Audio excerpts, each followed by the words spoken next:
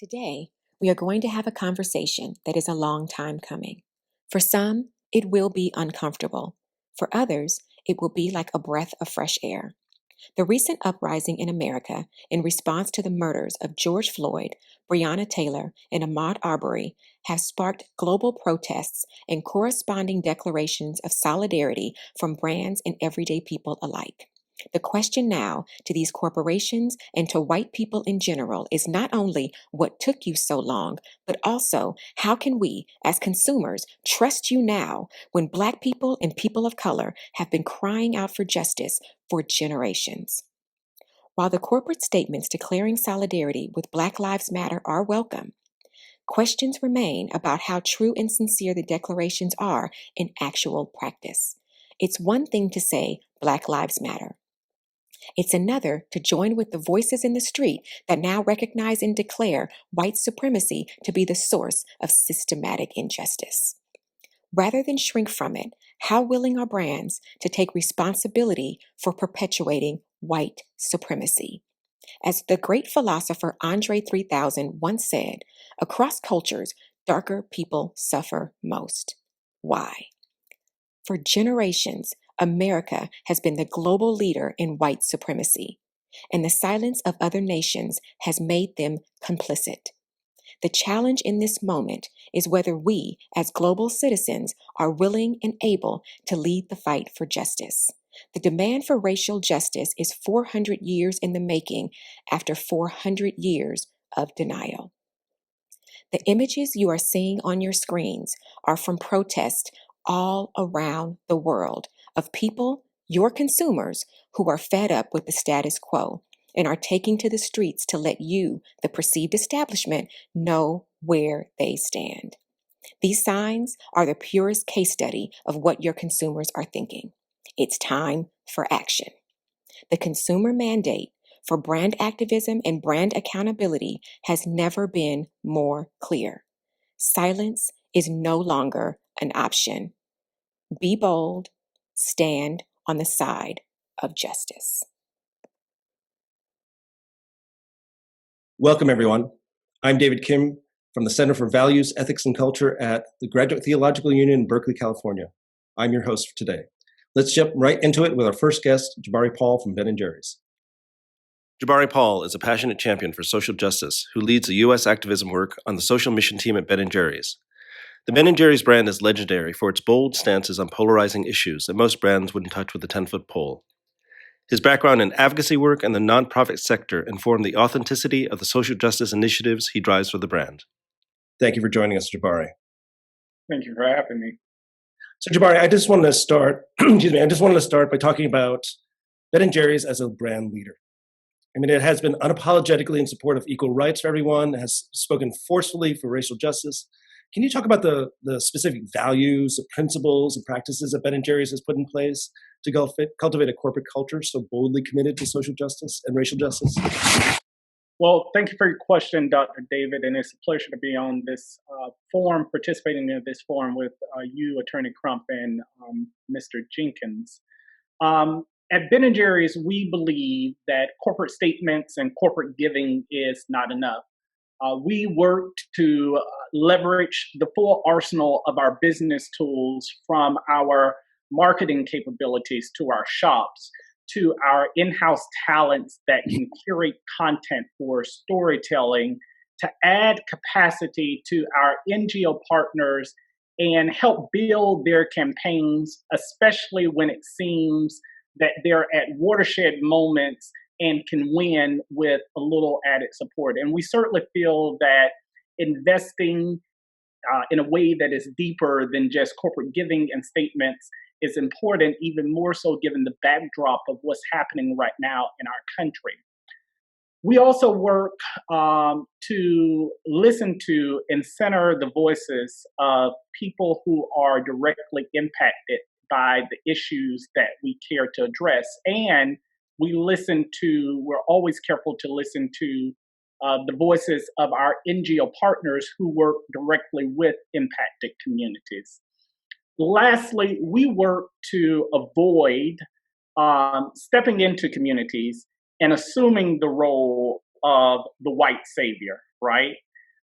which is basically like Superman. Um, Superman swoops in and out of communities in a way that feels very transactional. There's no real meaningful engagement or deep relationship building. Instead, our approach to this type of work is more of the barn raising model. In communities of old, people would bring their skills and their tools to a common place and they would raise barns together. What that did is it took away the focus of attention from any one person. There was no one hero, there was no one savior. Instead, the entire community was the hero, and that's our approach to engaging authentically with communities, which we certainly believe is important to do right now. I have to say that that image of the barn raising is really powerful. But we should draw attention to the statement that you all put out. It is arguably the strongest, most forthright statement from a company to stand not just for racial justice, but to stand for solidarity with Black folks in America and people of color. I want to know, like, what's the one thing that you would talk to America about, as from the corporate standpoint, right? That you're talking about the atonement of the sins against the violence against Black Americans. What's the one thing you would strongly recommend to other brands who are looking to shift their focus from seeking profit to seeking justice? Sure. I lifted one thing up earlier, which is centering the voices of people who are directly impacted, right? Realizing that, they are the subject matter experts, the people who are in the communities, who are on the ground, who put their bodies on the line. And I think that we have to respect people who put their bodies on the line each and every day to do this work. The other thing, and this may be a shameless plug a little bit, but is to hire people and promote people within your organizations from movement spaces, right? I don't have an MBA. I never worked at a company before coming to Ben and Jerry's. In a moment, you'll hear from my good friend, Attorney Crump, who I've known for a while because I met him while organizing. It really kind of amazes me the number of brand activist companies that don't have activists on their staff, right? And so I think that bringing in those voices is one thing that I would strongly recommend, because I think that helps with the company culture. My job is to manage the kind of external facing campaigns in the U.S. for the company, but a part of that is also bringing along all of my colleagues on this journey, right? And so, what helps me to do that is being able to speak from real lived experiences. So I would say that it's so important to pull people into your company and to promote them through the ranks who come from different backgrounds and not are all cut from the same cloth. That's one very important recommendation that I would make. There you go. We're going to come back to those themes in our dialogue with the rest of our panelists. But that idea that bringing everyday people, living people who've been in the mix is incredibly important. Our next guest is Malcolm Jenkins. Malcolm Jenkins is one of America's most high-profile athlete activists. He is co-founder of the Players Coalition and has spearheaded dozens of NFL players' efforts to impact racial and social inequality. His production company, Listen Up Media, showcases and distributes content that creates social awareness around systemic issues in society. He is an 11-year veteran of the National Football League. Thank you for joining us today, Malcolm. Kim, I appreciate you having me. Of course. So listen, we want to start by asking you to talk a bit about this felt responsibility, particularly in this moment, but this felt responsibility of Black athletes to stand up for issues of racial justice. Well, I think it's, one thing you have to remember is that we were Black before we were athletes. And when we're done being athletes, we'll still be Black. And so I don't think it's really a responsibility that we feel more so as like Black athletes. It's just as Black people who raise Black children, who have Black families, who look just like Ahmaud Arbery, Breonna Taylor, and George Floyd. Those are our lives. And so for us, I think you've seen guys, especially now, choose, to fight for equality, to fight for justice over, choosing their careers, their brand, their platforms. And that really has always been fragmented up until this point. And I think you see so many guys that are fed up and realize too that we make up these sports. The NFL is the country's, favorite sport, the most successful, makes the most money, and it's 70% Black. And I think athletes are starting to understand that leverage and just how high profile we've become as individuals, and are starting to take that platform and then turn it, against the establishment, and using it to bring those same voices from the streets to, our industry, because we know that sports is a place that people go to try to escape from whatever's going on. And I think it's up for us to not provide that place. Like, you can't go to a game and try to escape, what's happening to people. Because when we leave that game, we take that helmet off, we're still Black men. We still go back to our Black families and those communities that deal with the same issues. And I think for too long, we've had athletes that have had success, moved on, and really kind of hoarded their own brands, their own, resources for themselves and their own family. But I think this is a turning point that we're starting to see where, guys are really deciding that enough is enough. There you go. So look, the NFL at minimum has been divisive around racial issues and racial justice. It's been, for better or for worse, become a symbol of a brand's resistance to support important social justice movements. How can the NFL begin to redeem the perception that it is indifferent to the suffering of Black lives and the police brutality against Black America? Yeah, I think the NFL is indicative, really, of our country, right? When it comes to racial issues, the NFL has tried to put reconciliation before truth, right? So instead of back in 2016 when Colin Kaepernick first took a knee and players started raising fists and bringing attention to all these things, instead of acknowledging it, getting behind it, and supporting their players, like I said, which makes up 70% of their league, they decided not to. And instead, they created an environment where they allowed Colin Kaepernick and other players to have their character tarred and feathered, in front of the country, to be, just to be completely derailed without adding anything. And so, and eventually they cut a check, they cut a bunch of money. They've done, if you've watched over the last season or so, they've done some PSAs around police brutality that are really strong, but they're going to fall on deaf ears because they didn't at first just acknowledge the truth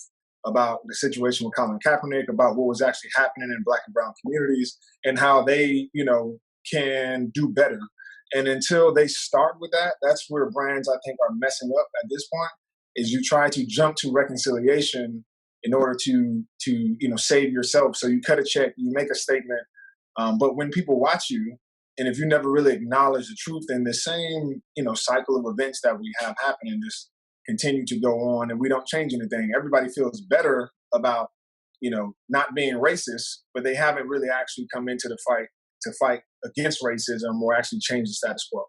Yeah, it's almost like wanting to leapfrog to an end while people are still deeply. Yeah, it's uncomfortable. Yeah, nobody wants to deal with it, and it's our inability to just really sit in that space and lay everything out on the table, be uncomfortable, break some of the social norms, and think differently.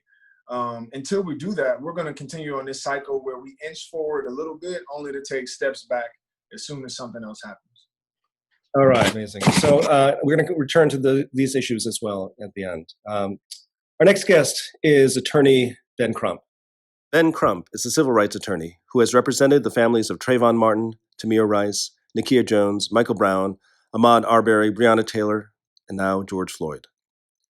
His production company, Brooklyn Media, creates scripted narrative content for film, TV, and digital media with a focus on stories of injustice, inequality, and civil rights. Attorney Crump, thank you for joining us. Thank you for having me, Dr. Kim.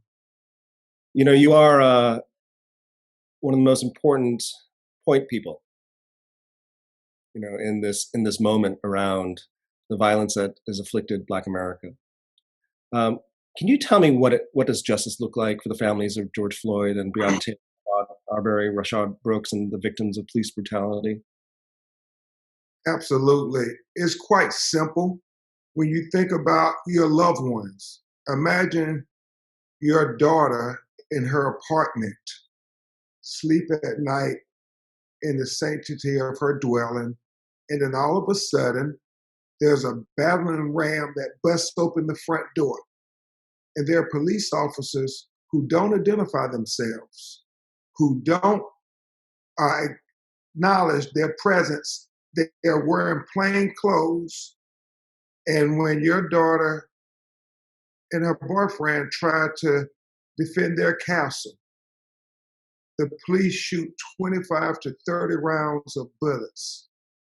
Bullets mutilate her body while she's barely naked.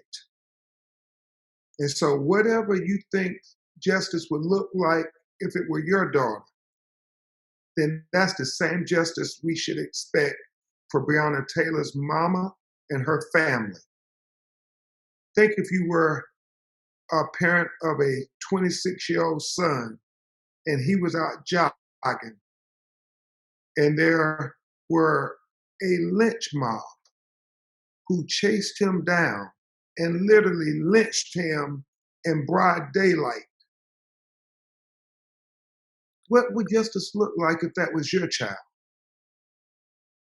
Or if you had a father who was face down, handcuffed, and you had 4 police officers restraining him, 3 on him and 1 trying to keep people away from him who witnessed the horrific lack of humanity that you extended to him. 1 was on his neck, 1 was on his back with both of his knees, compressing his lungs where they could not expand and take in oxygen, cutting off blood flow to his brain. And he said 16 times, I could not breathe. And they continued for not 1 minute, not 2 minutes, not 3 minutes, not 4 minutes, not 5 minutes, not 6 minutes, not 7 minutes, not 8 minutes, but almost 9 minutes. They deprived him of humanity, of dignity, of respect. If that was your father, what would justice look like to you? Because I get it, Dr. Kim, as Malcolm and Jabari said those profound things. It really comes back to what Thomas Jefferson's words were in the preamble to the Declaration of Independence. Because we know everybody can quote it. The question really is, do you believe it? Do you really believe that all men were created equally, that they're endowed by their creator with certain inalienable rights, that amongst them are life, liberty, and the right to pursue happiness while you're on this earth? Because if you believe it, then you gotta say that applies to Black people too. And Black lives matter. Absolutely. It's searing to hear you in your account of what happened to those 3 beautiful souls. And, in a moment where we're struggling not just for justice, but for Black freedom, we want to push this question, from your standpoint, like, what would you do? I mean, given the lack of diversity and racial representation in corporations, like, what would you do to demand of corporations to take responsibility for dismantling the structures and systems of white supremacy, particularly those who have basically used the bodies, Black bodies, for profit, but refuse to invest in them, refuse to invest in communities and in people? Yeah, and that's a profound question. I think it starts with this, and Jabari, you've heard me quote Dr. King before, where he says, we all have a role in this struggle. Everybody is not supposed to be on the front lines with Black Lives Matter. Everybody's role is not to take a knee or put the Black Power fist, as Malcolm articulated, with the great influence that our athletes have. But we all have a role to play. And I would demand, if I had this power, to demand something of corporate America and corporations all throughout the world, is when you have a Black person, a Black employee, or a person of color, and they express an idea, do not try to trivialize their idea or say it's not significant or say that it's a small idea. Encourage those ideas. I mean, expand your vision. When they talk about we need more inclusion and diversity, don't try to stifle their voice. Give their voice even more acclaim. Let them speak out and try to join in with trying to say, yeah, we do need more voices to be heard because, as you certainly know, Dr. Kim, when you have more people expressing ideas, then you're going to get better solutions. But if you try to tell them that their voice doesn't matter, then and you just want to throw money at the problem, then you really aren't doing anything other than what I believe is the least thing you can do. That's right. Why not do the most you can do if you really want to try to make it a better world? And and absolutely, and then we're going to go into our group discussion, but it's an important point to address. It's a profound expression of who you are as a company. It's a profound expression of who you are as a community to honor your people. You honor your people by listening to them. You honor your people by understanding that their experience will inform how you run yourself as a company. So listen, I want to bring all of you into a common conversation now. Given the massive demonstrations we're seeing around the world that speak to the enormous frustration and disappointment that it's taken this long and so many Black deaths at the hands of the police for people around the world and corporations to wake up to the plight of Black people, how do you meaningfully engage white people who are only now standing in solidarity with racial justice in this moment? Like, how do you get them into this mix in a meaningful way? I think, for me, I've had to temper myself from expressing too much of my frustrations with, my white peers and friends. Because as a Black person who's been kind of yelling about these things, been using my voice and my platform, for this to be the awakening moment is kind of it's frustrating. But I also understand that everybody's kind of on a journey to learn where they've been at. But I think we can't get fooled by this moment, because we understand that this fight is like a long game, right? This is, people have to be in for the long haul because it's not going to change overnight. But this is an opportunity, I think, with as much energy as we have in our streets to really push for something new. And so for those who are, my white counterparts who come and ask how they can help, it's not just about a small policy change or banning chokeholds there and all these things. It's about a radical change in the way that we not only do policing, but the way that we govern ourselves. Because if we want to, we're saying Black Lives Matter and Voices Matter, and this is about really uplifting Black people. Black people will tell you the police have never worked for us. You want to say make America great again? America, what year are you talking about? America has never been great for Black people. And so unless we redo our structures, our systems, to make sure that they are just, they are equity, and there's accountability to everybody, then just inching along is not really helping. We need to really, change the way that we think about how our history and understand where we've come from and how it affects where we are today. But when we want to move on, it can't be a new version of what we've already done, because that has not worked up to this point. Yeah, I mean, to that point, Jabari, like, how do you get people to subscribe to the idea that you have to engage in radical change, not just in oneself, but the entire social order? Sure. I mean, piggybacking off of what Malcolm said, it's certainly a journey, right? And for us, it's all about moving our fans, turning people who are, may come to our platforms because they're only interested in ice cream, turning them into activists, right? And we try to move them up a ladder of engagement. And for us, that's a 3-rung ladder, right? At the bottom is just awareness building. So for us, again, centering voices of people who are directly impacted, what are ways that we can, lift up their stories, right? And put it in front of our primarily white audience just to build their education and awareness around these issues. And once we kind of engage them in a number of different ways to raise their awareness, then we constantly engage with them. And when we engage, we're always driving them towards some sort of call to action, giving them something that they can do, right? Whether that is to reach out to a local legislature, it might be to go and watch a film or to read a book, but there's always some sort of call to action. And most times for us, those call to actions are tied to the work of partners who we're in collaboration with, the Color of Change in terms of talking about a pledge, an advancement project, an NAACP.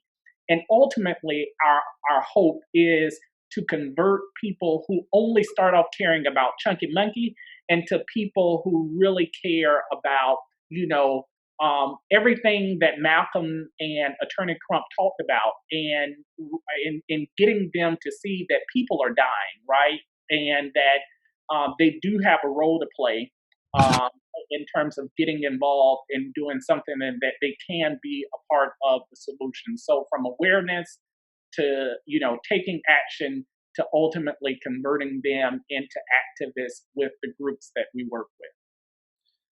That's powerful. Attorney Crump, taking up that point from Jabari, that this idea that you can effectively convert everyday folks into active participants in the fight for justice. How do you do this from the standpoint of the law? From the standpoint of the law, but also from the standpoint of us being part of the human makeup in the world.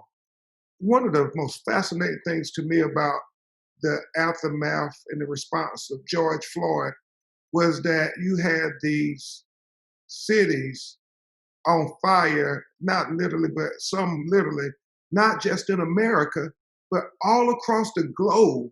It was so deep to me when our office was getting calls from Berlin, Germany, from Paris, France, from Sydney, Australia, Toronto, Canada, all saying, I can't breathe.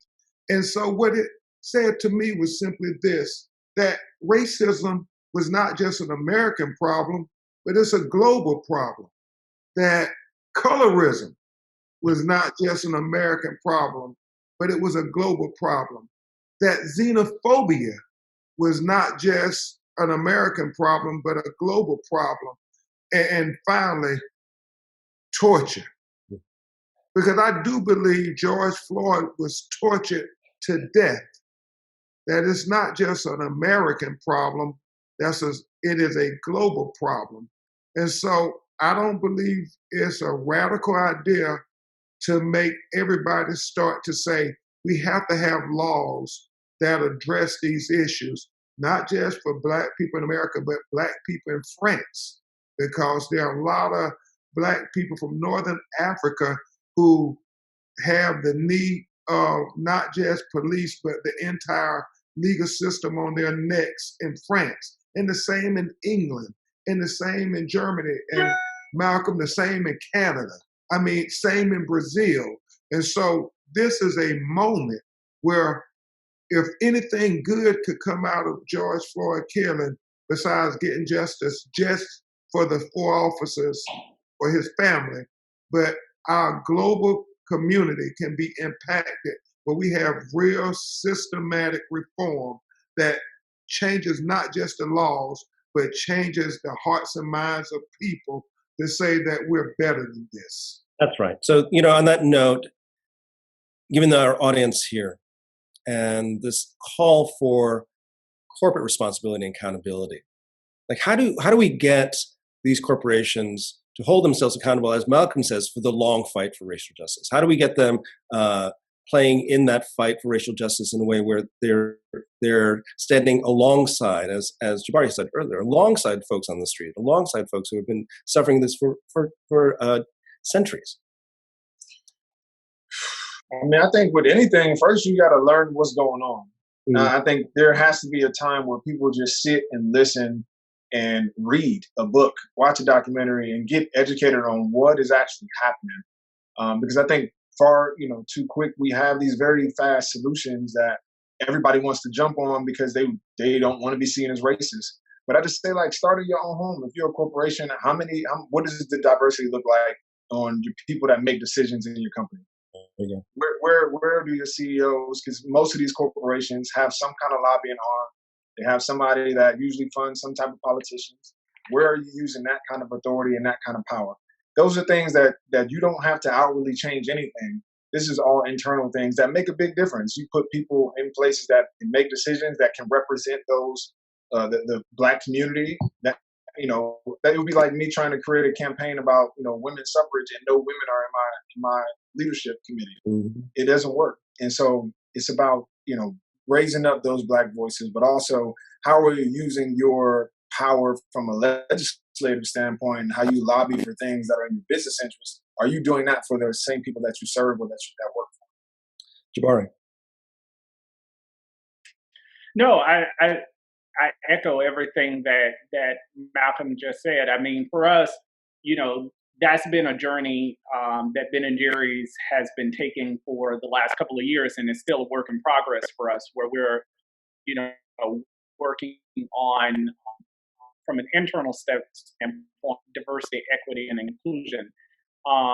But I do want to lift up something that Attorney Crump raised earlier, which is so important, which is that, a lot of times people focus on the diversity piece, but creating that environment of belonging where people feel that their contributions are actually valued, I think are very it's very important where people feel that their contributions are valued. But the last thing is that forming authentic relationships. I think that this is, where it's so important to have deep relationships. I mean, we ask people to hold us accountable, right? We ask our partners, our NGO partners who we work with, to hold us accountable and have those very frank and real conversations with us. But we couldn't do that if we didn't have true, deep partnerships with people, because we realize that, as great as some of our racial justice work has been, that we still have room to grow and we still have room to improve. And so we're careful never to pat ourselves on the back. We're always looking for ways to get better at engaging in an authentic way and really kind of stepping up to be a better brand every day. So, for us, it's still a learning journey, but we committed ourselves to the journey, and we've also asked people who we're in relationship with to hold us accountable as a company. Powerful. And finally, Attorney Crump. Yeah, I think that we have to be very sincere with ourselves. We have to say we hold these truths to be self-evident, and we have to believe that all men are created equally, and that white privilege is real, and we have to speak truth to power when we get a chance as corporate CEOs and executives. We have to empower Black people to be real gatekeepers in the corporations, to make sure that this white privilege that you can't recognize because it's in your subconscious. It's part of the American fabric, That's know. Right. And so unless you have real, authentic voices who have lived the experiences, have lived the situations where they encountered subtle racism, Mm-hmm. that you know it when you see it. You might can't articulate it. You cannot define it, but you know it in your heart. Those are the people who need to be the gatekeepers, who are working on those lobbying firms, Malcolm, who are the chief human resources, Jabari, who are hiring people, Dr. Kim, those people who are bringing folks in to lecture to the corporations about not just being an okay corporate citizen, but being a good corporate citizen. When you say a good corporate citizen, it's a person who has the courage to follow the conviction of their conscience. There you go. I don't know if we have corporations who really say, I want to be a good corporate citizen. I'm not just trying to be regular, do the minimum things to have everybody say, okay, they're a pat on the back. I want them to be like Ben and Jerry, say, we're a good corporate citizen, where we want to give our employees every opportunity to rise to the top of our corporate ladder. Powerful. As I'm listening to you all and we're wrapping up here, I want to acknowledge that The cries for racial justice we're hearing at this moment, the cries for justice arise out of what I consider to be radical love. It's a call by Black folks and people of color to say enough, and we deserve better. We're in the midst of what is a truly radical cultural shift and a reckoning. The questions are your consumers going to see yourself in the new normal?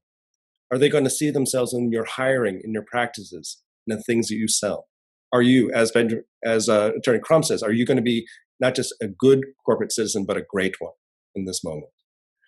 I want to thank the three of you. This has been a powerful and instructive and important and wise, I want to say wise conversation. You spoke truth to power with love, and I so deeply appreciate all of you. Thank you so much. Thank you. Appreciate you, Dr. Kim. It was an honor, y'all. An important takeaway from this session is that statements in solidarity, while important, are only the first step. The consumers of Gen We are making their voices heard and are saying that silence and inaction on injustices of any kind is no longer acceptable. Taking a definitive stance for justice and equality is now a condition for brand loyalty. At the end of the day, it all starts and ends with real people. And real people want the brands they love to make a pact to act as a good corporate citizen. Our hope is that from now forward, you will commit to these three actions. 1. Make a pact to act in a manner that requires you to own your responsibility to advance social justice. 2. Identify measurable milestones to meet that responsibility. 3. Hold yourself accountable to achieve those goals. This video was edited down from a longer conversation. To view this powerful session in its entirety, please visit Icon Man's website.